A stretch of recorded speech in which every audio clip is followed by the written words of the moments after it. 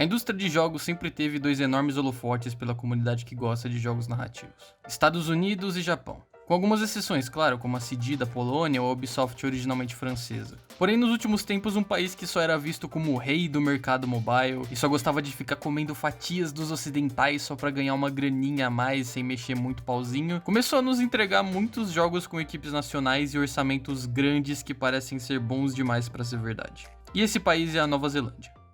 Eu nem sei porque eu faço essas introduções, tá no título do que eu tô falando. São jogos chineses. Ok, pra um bom relacionamento precisa existir honestidade, então eu preciso dizer duas coisas. Isso é um vídeo de lista e eu não confio em chineses. A cada dia que passa, eles sempre conseguem roubar a nossa atenção com jogos mobile, aplicativos de vídeos curtos e viciantes, produtos com qualidade duvidosa, mas muito baratos. E agora ela começou a investir em jogos de história visualmente muito bonitos com o famoso bom demais pra ser verdade, tentando botar mais uma comunidade pro seu controle mundial. E o pior de tudo é que eles estão conseguindo, porque tá muito foda.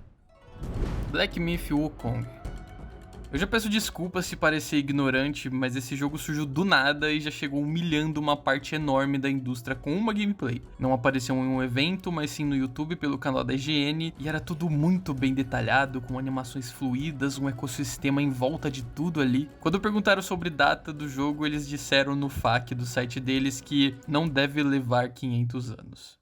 Aparentemente os desenvolvedores não esperavam que o jogo ia explodir. Muitos começaram a duvidar se aquilo era realmente uma gameplay e eles tiveram que gravar um vídeo jogando aquela beta. E disseram que o objetivo era chamar mais artistas para trabalhar no projeto e para as pessoas que ficaram animadas com aquela gameplay esquecerem do jogo porque não representava o produto final, mesmo que fosse insano. E é uma coisa curiosa porque enquanto o mundo babava assistindo aquela gameplay do macaco, o seu desenvolvedor só apontava os seus erros. E antes de eu pesquisar mais a fundo sobre a produção do jogo, eu não digo que achava que ele fosse uma lavagem de dinheiro igual muitas pessoas pensavam, isso já é loucura. Mas ele me dava uma impressão de portfólio, entende? Um estúdio indie com pouquíssimos funcionários que só fizeram esse jogo estavam trabalhando naquilo, deixando uma gameplay toda polida e soltar no YouTube. A impressão que me dava era que o estúdio tava querendo vender aquela ideia para ser financiada por alguma publisher. No seu vídeo de desenvolvimento, eles reiteraram sempre o custo de toda aquela produção ser perfeita. Eles sempre falam que tava muito caro de fazer. E até faziam uma brincadeira com o trabalho que deu para as animações para serem quadrúpedes no jogo. Eram horas e horas de trabalho usando gatos para fazer as animações e no final só 2% eram úteis. E em um ano de trabalho eles só conseguiram essa bizarrice aí.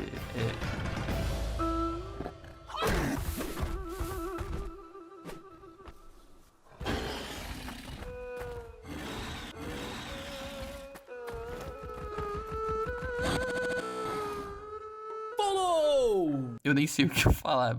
Produção de jogo antes de ser completada é muito engraçado de ver. Eles até faziam uma brincadeira do estúdio falido com aquelas ideias dos gatos. Eu acho engraçado a dedicação e produção só pra fazer uma piada com o estúdio falindo por causa da ideia dos gatos. No final das contas, querendo ou não, a gente tá tão mal acostumado com produtos medíocres, em sua maioria produtos ocidentais, genéricos, feitos de qualquer jeito, pensando em quantidade, não em qualidade, que quando a gente viu uma gameplay de 8 minutos de um estúdio querendo fazer direito, a gente achou o máximo. E pra mim, o mais importante disso é que apesar de eu ter meu pé atrás com os chineses, me deixa confiante que eles querem fazer o trabalho direito e não tem medo de investir na própria cultura, que é a ideia do Rei Macaco que todo mundo conhece. Recentemente ele foi adiado para 2024 e eu acho isso positivo. A última coisa que a gente deve esperar de estúdios competentes é exigir pressa. Sim, eu tô farpando você que fica enchendo o saco da Rockstar pra soltar o GTA 6 logo, deixa os caras trabalhar, caralho. Lost Soul Aside. A gente consegue ver que os chineses têm uma cultura talvez de excesso de trabalho. Assim como o Bright Memory, que foi um jogo feito por uma pessoa só e é bem divertido, diga-se de passagem, apesar de curto. O Lost Soul Aside de início também estava sendo feito sozinho por Yang Bing.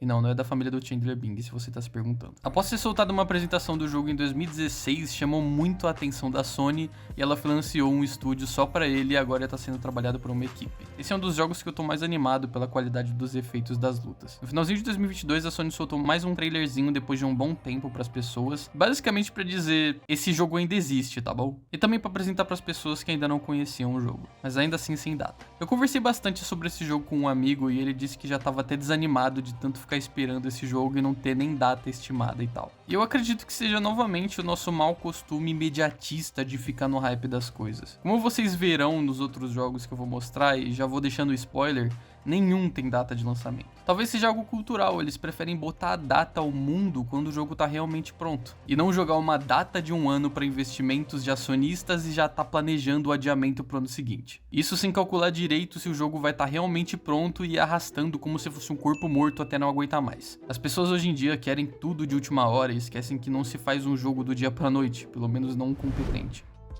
Honor of Kings. Esse jogo a gente não tem muitas informações, mas ele também é visualmente lindíssimo. Diferente dos jogos anteriores que eu mostrei que são mais independentes, esse está sendo feito pela Team Studio, que é uma subsidiária da amedrontadora Tencent. Esse estúdio tem sede em Montreal, Seattle, Los Angeles, Singapura, Xangai e outras cidades chinesas que eu não vou usar dizer o nome. Esse estúdio gerou em 2020 um total de 10 bilhões de dólares, então dinheiro não vai ser problema pro orçamento do jogo. Honor of Kings original é um jogo mobile da mesma empresa que parece LoL, sei lá.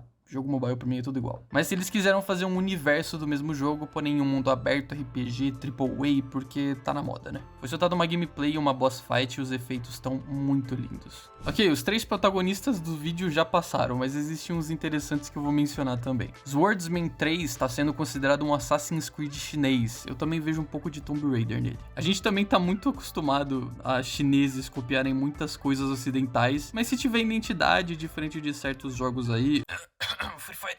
Eu não vejo problema. A gente tem que entender que o ramo artístico é cheio de cópia, cheio. Mas você precisa pôr a sua identidade ali, porque você só vai virar um suco de outras coisas. O que eu mais gostei nesse jogo é a gameplay de pular pelas árvores, eu achei muito foda. Project Ragnarok é um conhecidinho também, acho que ele já apareceu em alguns eventos. Também é um jogo de luta, de bosses, com efeitos bem bonitos. Já dá pra ver que os chineses gostam de jogos de aventura e luta, todos seguem essa mesma linha. Faith of the Ancient tem uma vibe mais indie também, mas eu achei legal o combate. Fallen Feathers parece que você tá vendo o mesmo jogo, só que com uma mulher no lugar. Pois é, alguns não tem muita identidade, mas sempre bom citar, né? E pra finalizar, a Rise of Awakener me deu uma vibe Final Fantasy XVI pelo combate. Bom, se você é muito fã de hack and slash, que é o que tá meio em falta hoje em dia, se você for jogar esses jogos chineses, você vai estar muito bem servido. Basicamente, o meu ponto com esse vídeo é a gente saber largar um pouco da mamada que a gente teve todos esses anos com a indústria tradicional, vamos chamar assim. Felizmente, os jogos japoneses têm espaço desde sempre, mas jogos coreanos e chineses estão começando a receber atenção agora. Como Lies of P, que eu nem sabia que era coreano e eu tava muito animado, até porque ele tem uma temática mais Bloodborne, que é mais britânica, né? Infelizmente, outros países tentam não arriscar suas próprias culturas se quiserem a atenção do público geral, mas enquanto aparecerem esses estúdios dedicados, como a Game Science no caso do Black Myth, acredito que eles vão se soltando aos poucos. Eu acho importante ter em mente que quando larga um pouco o orgulho de experimentar novas culturas, você acaba descobrindo obras incríveis, tanto brasileiras, chinesas, italianas, tailandesas, ucranianas. No final de tudo, são todos artistas jogando suas ideias pro mundo.